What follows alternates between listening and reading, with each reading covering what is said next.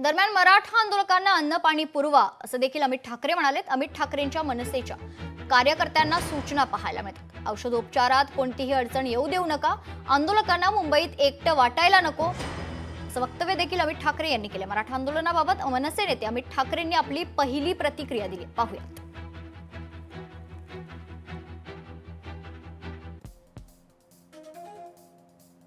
माझ्या प्रिय महाराष्ट्र सैनिकांनो, मुंबईत राज्याच्या कानाकोपऱ्यातून मराठा बांधव आंदोलनासाठी जमले आहेत। मराठा आरक्षण हा विषय शासनाच्या हाती आहे, त्याचा निकाल काय लागेल हे काल सांगेल।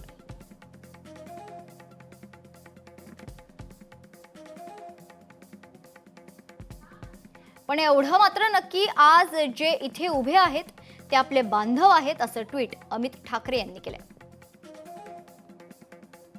माझं प्रत्येक महाराष्ट्र सैनिकाला स्पष्ट आवाहन आहे, जेव्हा गरज पडेल तेव्हा त्यांना अन्न पाणी पुरवा,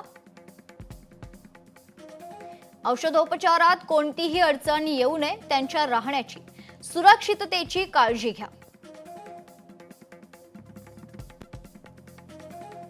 मी आता जे आंदोलन बघतोय, मला वाटतं ते जे मराठा बांधव आहेत आपले भगिनी आहेत, ते मला वाटतं एखाद दोन दिवसाची तयारी करून आलेले।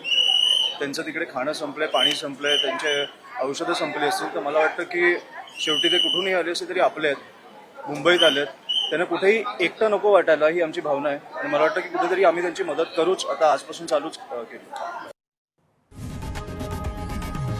लोकशाही मराठी ऐका, पहा, जागरूक रहा।